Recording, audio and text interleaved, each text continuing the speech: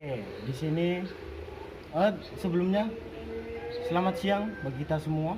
Jadi saya akan membahas bab 6 dalam sejarah Indonesia, yaitu adalah peran Indonesia dalam panggung dunia.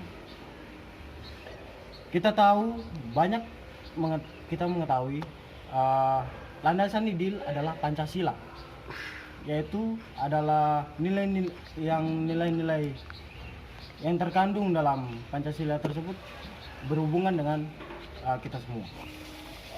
Pancasila bisa dijadikan sebagai pedoman pijakan dalam suatu politik luar negeri Indonesia.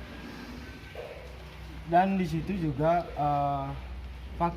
salah satu faktor objektifnya adalah Pancasila itu sendiri dalam politik luar negeri Indonesia. Karena kenapa? Karena falsafah dalam Pancasila tersebut mengikat seluruhnya. Jadi sehingga golongan partai politik manapun oleh berkuasa tidak boleh menjalankan suatu politik luar negeri yang menyimpang dari Pancasila tersebut. Di situ kita mengetahui ada tujuan, ada prinsipnya, ada UUD-nya, banyak yang kita ketahui.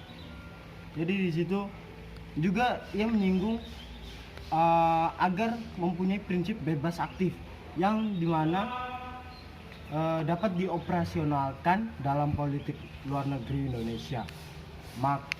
Dalam periode pemerintahan menetapkan landasan operasional politik luar negeri Indonesia yang senantiasa berubah sesuai dengan kepentingan nasional.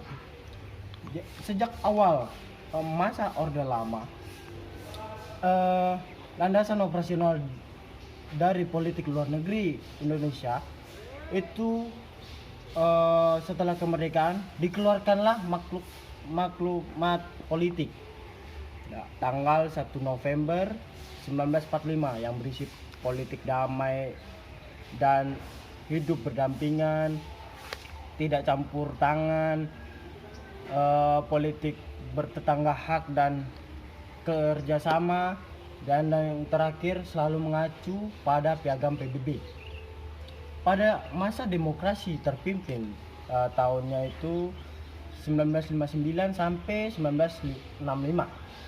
Landasan operasional politik luar negeri Indonesia adalah berdasarkan UUD 1945 yang terdapat dalam pembukaan alinea pertama.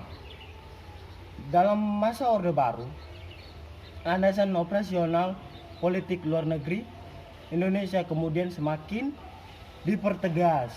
Karena kenapa? Dalam penegasan itu kembali landasan kebijaksanaan politik luar negeri Indonesia itu melalui bebas aktif, mengabdi kepada kepentingan nasional dan amanat penderitaan rakyat. Nah, itu dipertegas lagi landasan tersebut tanggal 22 Maret 1973. Landasan operasional politik luar negeri dikenal periode reformasi, dimulai dari pemerintahan B.J. Habibie. Melalui ketetapan sampai dari 1994 sampai 2004. GBHN yang artinya gerakan ini menekankan pada kita faktor-faktornya yang melatar belakangi terjadinya krisis ekonomi dan krisis nasional dan macam-macam krisis yang dialami oleh Indonesia pada tahun 1997. Oleh karena itu, GBHN juga menekankan perlunya upaya reformasi di berbagai bidang, yaitu bidang demokrasi, politik, dan sebagainya. Khususnya untuk memberantas segala bentuk penyelewengan seperti korupsi, kolusi, dan nepotisme, serta kejahatan ekonomi penyalahgunaan kekuasaan. Inilah apa yang saya tahu, yang Anda semua. Semoga bermanfaat. Terima kasih.